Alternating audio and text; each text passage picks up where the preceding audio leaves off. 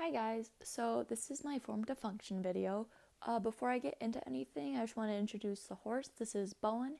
He is my 13-year-old thoroughbred. He was bred with the intention for racing and did so successfully. The first thing I want to bring up to lay the foundation down for this video that will really help see how conformation affects him when he's moving is looking at the rule of thirds.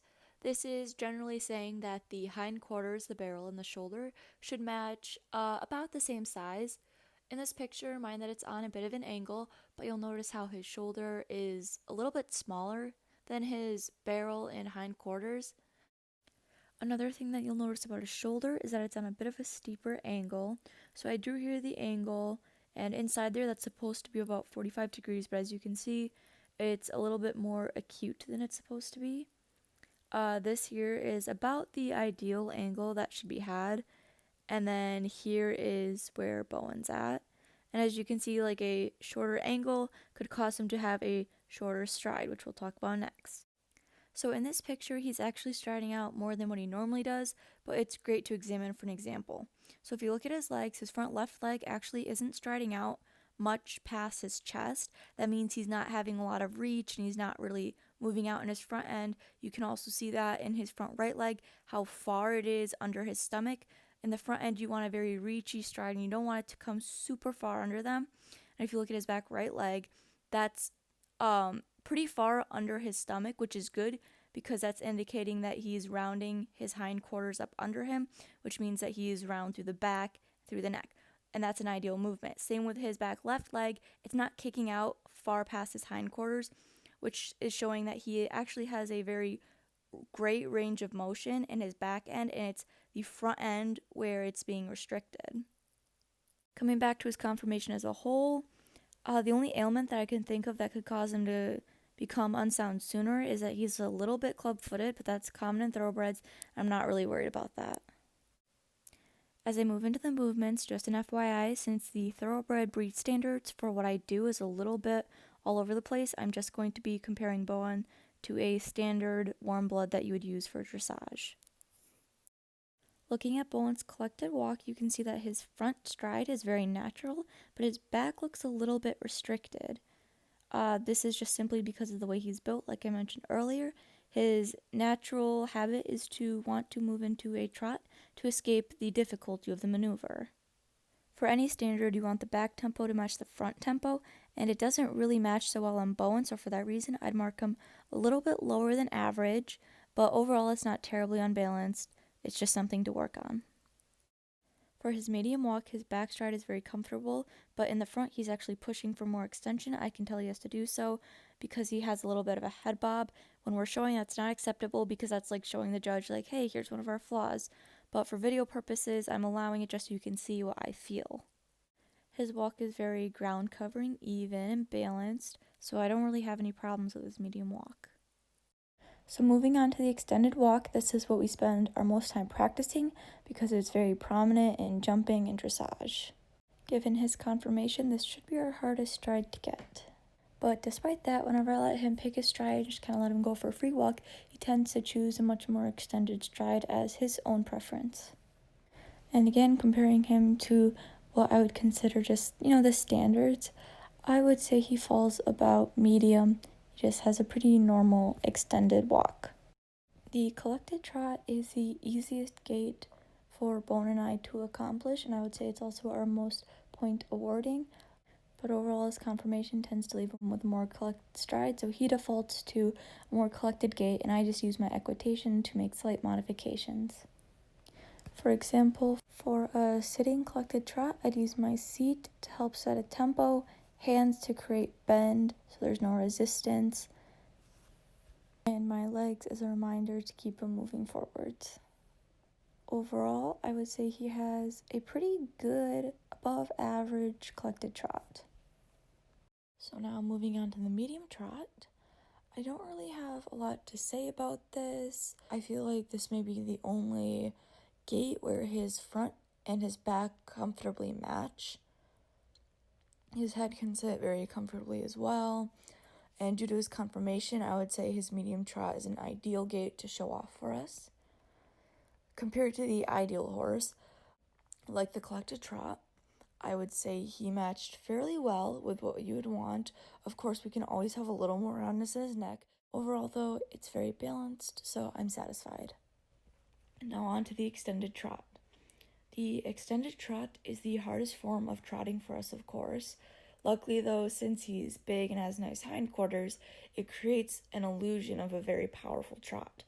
In the past, I've gotten away with using this to my advantage for showing. I emphasize the extension by posting bigger. But if you look at the videos from previous show seasons with Bowen, you'll see the extension of the stride actually isn't quite there. We've been working hard at it, and this show season will be much better.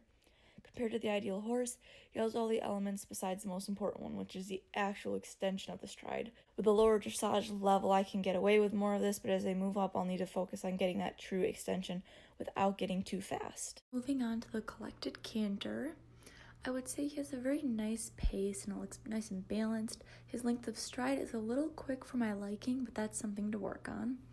He has a nice temperament with the collected canter and it doesn't make him fussy. I would want a little bit more bend in his neck and impulsion from his hindquarters, but overall, compared to the standards, I think it's pretty regular, if not slightly above average. So the medium canter, this is one of the gaits where you can kind of see how he's bigger strided in the back.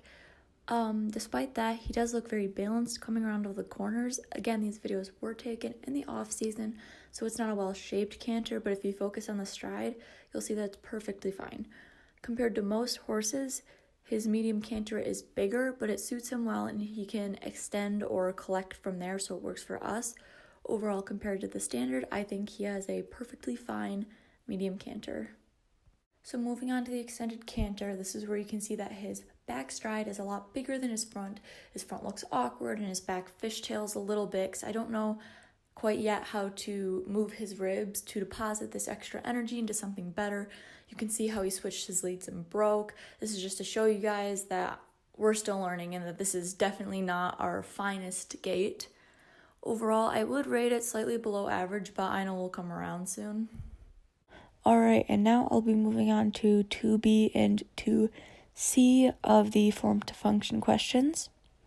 So earlier in the video, I already analyzed Bowen's conformation, talking about his barrel, hindquarters, shoulders, his length of stride, his neck placement, things like that, how it's higher up on his body. Looking at all of that combined with his temperament, which I would say his temperament overall is slightly high-spirited, so on like the basic scale, I'd rate it about a 6. Not too much, but I would say there's just a little bit more go than woe, if that makes sense. Looking at all of this combined, I would say that the disciplines best suited for Bowen are dressage, because that is very high energy, although it may not seem like it.